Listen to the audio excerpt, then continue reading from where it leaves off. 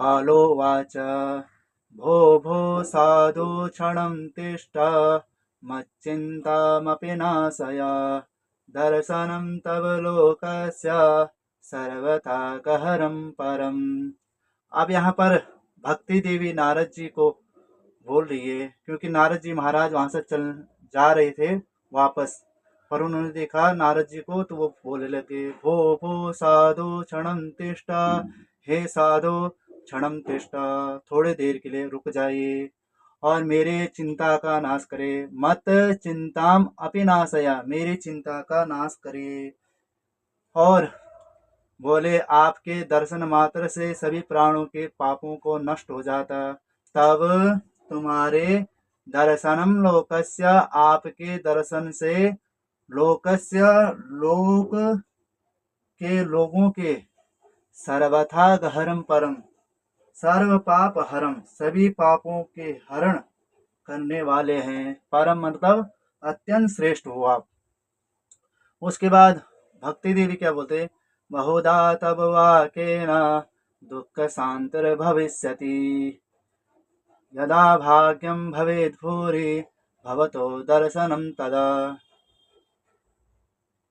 नारद जी के लिए बोले, तब वाक्येन, तुम्हारे सुंदर सुंदर उपदेश मात्र से, बहुधा बहुधा अच्छी प्रकार से, दुख शांतिर भविष्यति, आपके जो सुंदर सुंदर वचन है उनके बहुधा मतलब अच्छी प्रकार दुख शांतिर भविष्यति, उससे मुझे शांति मिलेगी, मुझे कष्टों से निवारण मिलेगा। क्योंकि क्योंकि नारद जी के लिए बोल रही है, यदा, जब, भूरि भाग्यम भवेद, जब मनुष्य के अत्यंत श्रेष्ठ भाग्य खुलने का समय आता है, यदा, जब, भूरि भली भांति, सुंदर अधिक अधिक भाग्यम भवेद, अच्छा भाग्य चल रहा हुआ, तदा तदा तब भवतो दर्शनम, आपके दर्शनों का लाभ मिलता है। जब उसके अच्छे तक बोलते ना, जब उसका भाग्य अच्छा चल रहा है, उसी प्रकार बोले, तदा तब भूरि, बहुत अधिक, भाग्यम भवेद, उसका अच्छा भाग्य चलता है, तब, तदा तब, भवतो दर्शन, आपके दर्शन का लाभ मिलता है। उसके बाद जब नारद जी बोलने लगे, नारद वाचा, कासे त्वं का विमोचे मां नार्या का पद्मलोचना, वद देवी सविस्तारम स्वस्य दुःखस्य कारणम। का असि त्वं, का त्वं असि, आप कौन हो, का इमो, ये कौन है वृद्ध पुरुष।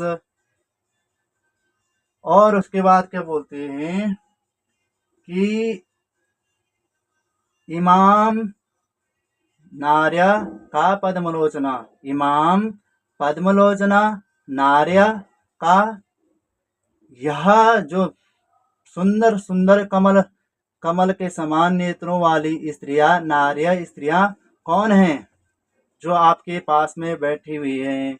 इमाम, यह पद्मलोचना, सुंदर सुंदर कमल वाल नेत्रों वाली नार्या स्त्रियां कौन हैं, का। इसलिए हे देवी, नारद जी बोले, हे देवी, सविस्तारम, आप भली भांति विस्तार पूर्वक, स्वस्य स्वस्य दुखस्य कारणम, अपने दुख का कारण वद, बताओ। देवी सविस्तारम स्वस्य दुखस्य कारणम, अपने दुख का कारण बताओ। उसके बाद भक्ति देवी बोलने लगती है, बालो वाच, अहम भक्तिरिति ख्याता हिमो मे तनयो मतो, ज्ञान वैराग्य नामानो काल योगेन जर्जरो। भक्ति देवी को कहती, मैं भक्ति इति ख्याता, मैं भक्ति नाम से ख्यापित हूँ, प्रसिद्ध हूँ, मेरा नाम भक्ति है।